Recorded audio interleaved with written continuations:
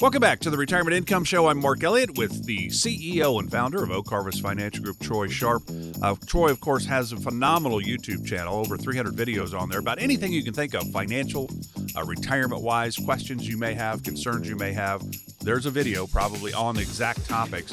You can subscribe to this channel for the monthly fee of $25,000. No, wait, there's no cost. You subscribe for free. But it's Oak Harvest, Troy Sharp, and you can find all those videos. And you can always go to the website to learn more about Troy and the team, oakharvestfinancialgroup.com. If you have any questions, today we have Grace Gosnell from Scoop Health, which is medical cost sharing. We're learning about that today on the program. You can always call Troy's team. You want to learn more, it's 800-822-6434. 800-822-6434. And of course, you want to find out more about Grace's company, scoophealth.com. Scoophealth.com. Her YouTube channel is Health Benefits Network. So there you go. We've given you a lot of information. Grace, one of the interesting parts of this is, and I know Troy's going to get into, well, what happens if, am I still going to get coverage or not? We're going to get into some of the downsides of the medical cost sharing. But more and more people are retiring before the age of 65. And we know to go out and buy your own health insurance can get super expensive.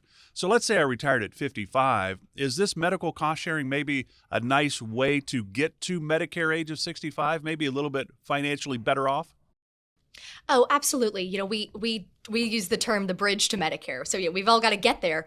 And this is a great interim step to help preserve a little capital along the way, not spend so much each month. You know, keep a little bit of that hard-earned cash in the bank so that you do have more when you do hit 65 and you're able to hop onto Medicare. That's a great time. But, you know, obviously we don't want people to run out of money shortly after they retire. So that's a great way to kind of help keep a little more of that in the bank. You know, what we do on the retirement planning side when we look at planning for income in retirement and taxes in retirement.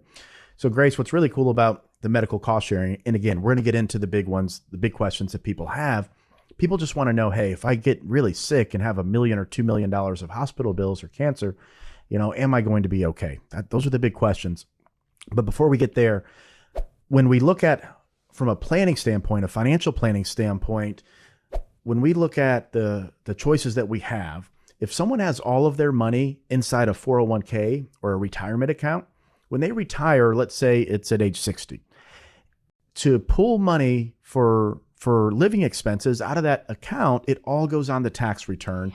And if the income is a certain level, now we're in a special window right now because of COVID. They've increased the amount of income somebody can have or a family can have. It used to be, I believe, 400% above the federal poverty line, which still isn't a ton of money, but now they have increased that a little bit. Even up to $100,000 of income, you can get a small subsidy right now, but it's not going to be like that for long. I think next year it goes back to 400% of the federal poverty limit. So my point is, if all of your money is in a retirement account and you start withdrawing because you retire at 60, it's very easy to be above the income threshold that allows you to qualify for any type of subsidy, which creates health insurance premiums for that person, $1,000 per month per person. So if you're married, maybe $2,000 per month, possibly more. And that's just for premiums, right? Not out-of-pocket costs, prescriptions, deductibles, copays, etc. So if somebody can do more financial planning, and I'm talking about maybe we take money from the IRA and we convert it into the Roth IRA. We don't have to worry about the income tax level or the amount of income that goes on the tax return to qualify for a subsidy, because through medical cost sharing, the costs are already reduced significantly on a comparative basis to somebody who at that age may be on health insurance. So I guess my main point there is it opens up, if someone is comfortable and they do their research and they investigate and they feel comfortable with their situation and the medical cost sharing community, it opens up a ton of opportunity for us to do income planning and tax planning and really create a more robust and sound retirement plan. Exactly. And it ultimately does come back to not only more capital in their accounts for producing income later in life in retirement, but it also allows us to do more strategic planning from the tax side, such as Roth conversions and many other things as well. So transitioning into the big questions that people have. So we have, and for those just tuning in, so we have a monthly contribution. with medical cost sharing, similar to a premium, but typically I think you said, what was the percentage you see on average? 30 to 50% less. I've seen it even higher. So on average, 30 to 50% less than health insurance premiums, possibly even higher. And this is kind of on average what you see. Then you have an initial unshareable amount. You can have up to 3 of those per year, and you get to choose essentially anywhere from $500 to $5,000 how much your unshareable amount is. And that is similar to a deductible in health insurance. So if you choose the $5,000 one, you could theoretically, if you have 3 completely separate and distinct healthcare instances, you could typically have up to $15,000 in out-of-pocket costs. But if you have one for that year, then it is capped at the $5,000 there on the initial unshareable amount. Okay, so just creating the groundwork here for what we've discussed for those just tuning in. Now, let's say someone hits their uninsurable amount. It's one big cancer diagnosis, and they want to go to Memorial Hermann, which is one of the top hospitals here in Houston for cancer care. Houston, we have an amazing medical community. Those in Houston know this. Those watching on the YouTube channel may not be aware, but one of the best medical communities in the entire world. And they want to go to Memorial Hermann, let's say, just as an example. Can they, through medical cost sharing, expect to have treatment for their cancer to save their life? And can they go to Memorial Hermann, or do they have to go to a hospital that's more in network, to use health insurance lingo? It's a great question. Yeah, it's one of the best parts about medical cost sharing. It's one of the reasons why people love it, is we do not steer people to a network. You're free to go get care from whichever doctor, provider, hospital, whatever it might be that fits your needs the best. We do not steer. We believe that patients, again, should have that direct relationship with their doctor. They're a consumer again, and so they get to choose, just like we all should, where they get to go seek out care. And so if that's Memorial Hermann, if that's MD Anderson, whatever that looks like, particularly if it was something, really out of the box, maybe MD Anderson's the right choice. Maybe they're doing something experimental that's new, but we really do believe that patients should be able to direct their own healthcare choices. And I said Memorial Hermann, great hospital. I was referring to MD Anderson. Oh, they're both fantastic. Yeah. But when we look at the costs, okay, so let's say it's going to be $1 million for treatment. And how does that work? Is there fine print that could exclude somebody from being covered? The guidelines, how does that work when you have this really, really big expense for something like cancer comes out of the blue? What can somebody expect that experience to be like? Yeah, just because it's something large, we don't exclude those. Those do come up in life. We look at everything as a bell curve. And so we're going to see stuff that, maybe people pay in for a long time and they're healthy as a horse. That's fantastic. We're also going to have people who are going to have cancers. We're going to have heart attacks. We're going to have all kinds of expensive care that does come up. And just because it's expensive, we don't exclude it. The medical cost sharing guidelines are robust, and they spell out what's shared, and it's in big bold letters. We want everybody to read it. We want everybody to feel comfortable with it and know exactly what they're signing up for. And there are going to be things, an obvious one, cosmetic surgery. If it's purely cosmetic, it's not going to be shared. That's a pretty obvious one, but it's spelled out because we think it should be. And so, things like cancer and heart attacks, those things will come up in life. It is inevitable. But when you get enough people together, the statistics don't lie. After a certain amount of time, you start to learn. We're going to have this many cancers a year. We're going to have this many heart attacks a year. We're going to have this many premature babies each year. We're going to have those things come up. And so we prepare for that. What about exclusions for treatment, or, for example, with health insurance? Certain things aren't going to be covered if they're new treatments, or if the health insurance company doesn't deem it a necessary requirement for you to receive that prescription or that drug or that treatment. Does that take place in the cost sharing community as well? Largely we say that if it is treatment that's prescribed by a licensed medical provider, that's what we consider shareable, generally speaking. Of course, the pre-existing thing does come into play. We even see with alternative medical treatments, some of those we say those may not be shared right off the bat. Things like, say, acupuncture, for example. But we will also work with members to say, hey, if you and your doctor can provide us documentation that shows that this is beneficial and this is a good treatment, we've got a medical director who will review it. And we're not opposed to saying absolutely not, but we'll review those things that are alternative, or maybe they're very cutting edge and new, and it's not regulated as kind of a best practice yet.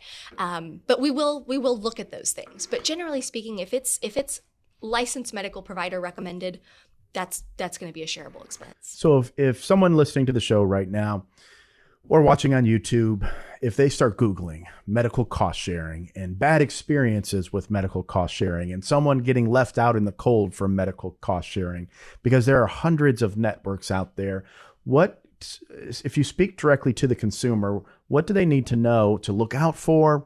Are there, without getting specific, I guess, on names, but putting yourself in the consumer's shoe, who this is a completely and entirely new concept, what should they look out for?